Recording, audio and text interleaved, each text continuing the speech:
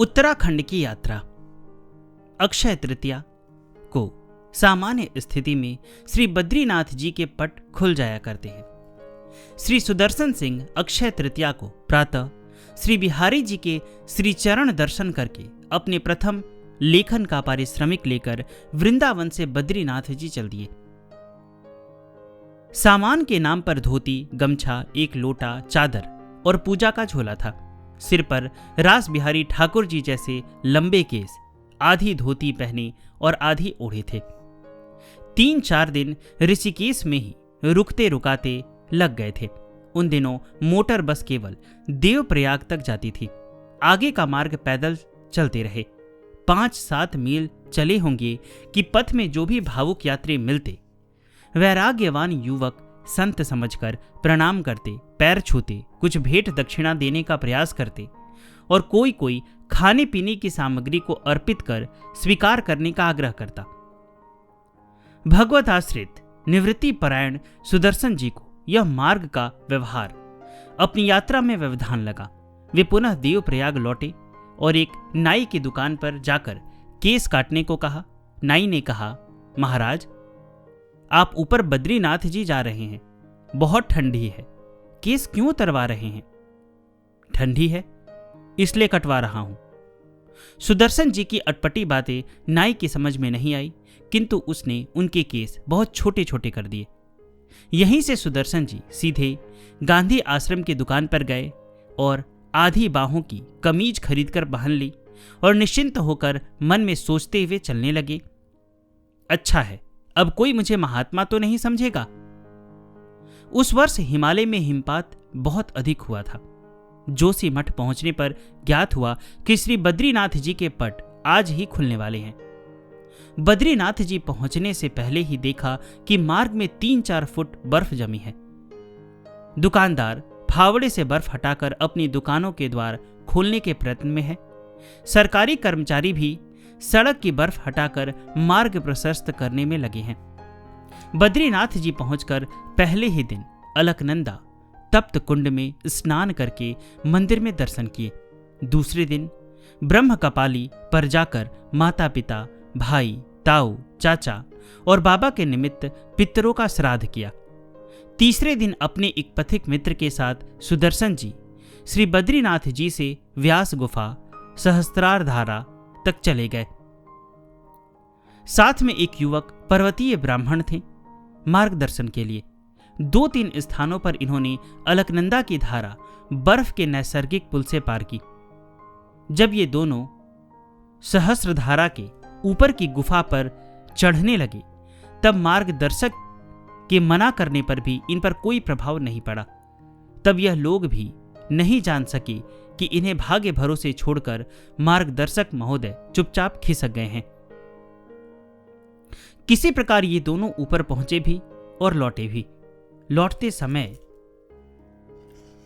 ये लोग रास्ता भूल गए थे तथा जिस हिम निर्मित पुल से अलकनंदा जाते समय पार की थी, वह इतनी देर में टूट चुका था। अतः इन्हें माना गांव के पास होकर घूमकर आने को विवश होना पड़ा। माना गांव सुनसान पड़ा था। घरों के द्वारों पर ताले सील बंद पड़े थे। यहाँ के निवासी सर्दियों में जो नीचे चले गए थे, वे लौटे नहीं थे। जीवन में पहली बार जनशून्य गांव देखा। अद्भुत लगा वह सुनसान। साथ के मित्र आगे बढ़ गए थे।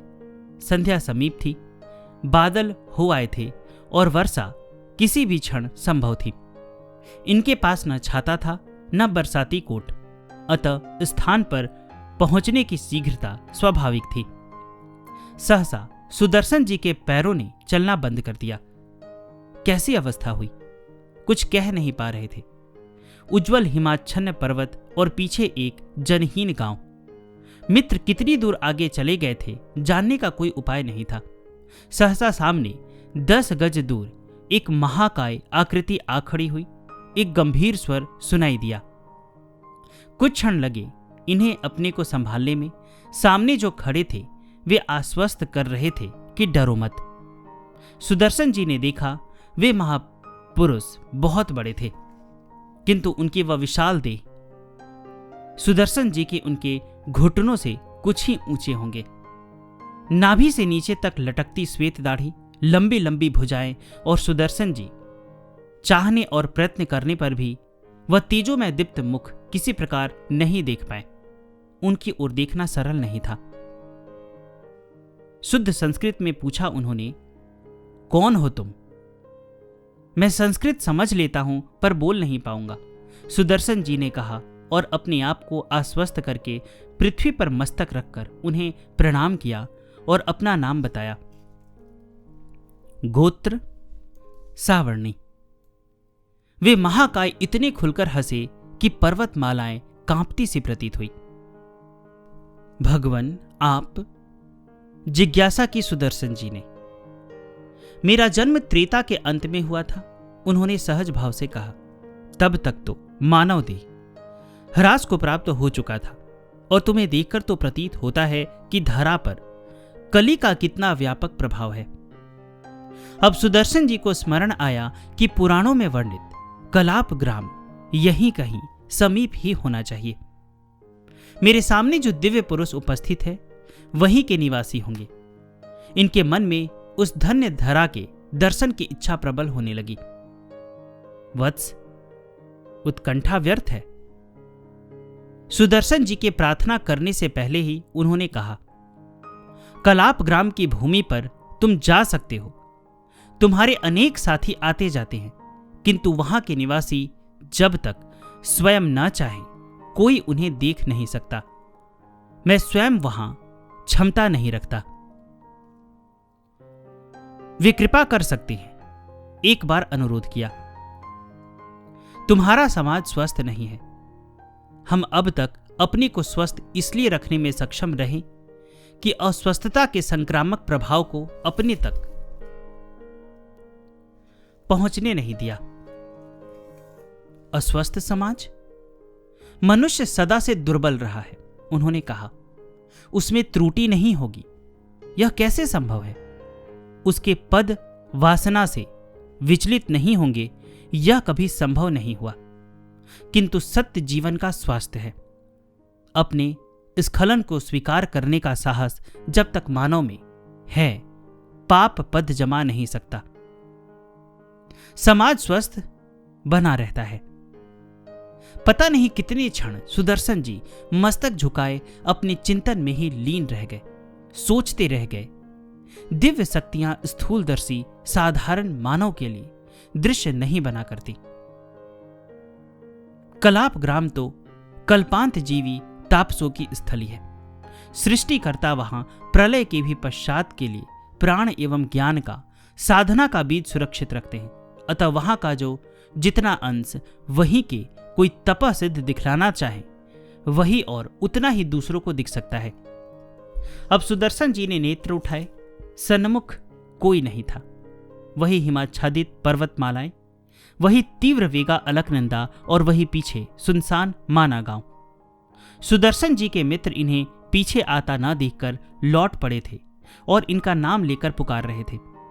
बादल भी अधिक घने हो आए थे, सर्दी भी लग रही थी। यूं ही इन्हें रोमांच हो रहा था। वहां से शीघ्रतापूर्वक अपने निवास स्थान की ओर लौट आए। स्मरण आते ही सुदर्शन जी को यह संस्मरण रोमांचित कर देता। कहते भी थे, मैंने जो भी देखा सत्य ही था। सत्य जीवन का स्वास्थ्य है, इसे अस्वीकार कैसे किया जा सकता है? दूसरी बार की एक यात्रा में गंगोत्री यमुनोत्री जा रहे थे। उत्तर काशी पहुंचने से पहले रात हो गई। टेहरी के बस स्टैंड पर बस खड़ी हो गई। इस बस को आगे जाना ही नहीं था। आसपास के एक तख्त पर बैठकर सुदर्शन जी सोचने लगी कि सबेरा कैसे करेंगे। तब तक एक 10-12 वर्ष का बालक गर्म पानी की भारी बाल्टी और एक कुल्हड़ में दूध दे गया। प्रातः स्नान पूजन करके निवृत्त हुए ही थे कि पास की दुकान का दुकानदार अपनी बाल्टी खोजता हुआ आया। मेरी बाल्टी कहाँ गई? मेरी बाल्टी कौन ले गया? बाल्टी की बात सुनकर सुदर्शन जी ने कहा, रात को एक बालक आया था, वही पानी की बाल्टी दे गया। क्या यही बाल्टी है? प्रसन्न होकर दुकान वाला बोला, बाल्टी तो यही है, पर मेरे पास तो कोई बालक नहीं है। कौन सा बालक था? सुदर्शन जी मन में समझ गए, मेरे कन्हाई को छोड़कर कौन हो सकता है भला। तब तक एक बस सड़क पर आकर खड़ी हो गई। उसका ड्राइवर सीधे बस से उतरकर सुदर्शन जी के पास आया और बोला, जल्दी चलिए, बस जाने वाली है। दोनों साथ साथ चल दिए। इनका बैग भी ड्राइवर ने ले लिया था। ड्राइवर ने सुदर्शन जी को बस के आगे की पहली सीट पर बैठा दिया। तब सुदर्शन जी ने पूछा, तुम मुझे कैसे जानते हो? मैं तो तुम्हें नहीं जानता। ड्राइवर ने कहा, मैं तो आपकी ये प्रतीक्षा कर रहा था। यात्रा के ऐसे अनेक संस्मरण हैं जो श्री कृष्ण सानिध्य का अनुभव कराने वाले हैं। यात्रा संपूर्ण होने पर हरिद्वार लौट आए।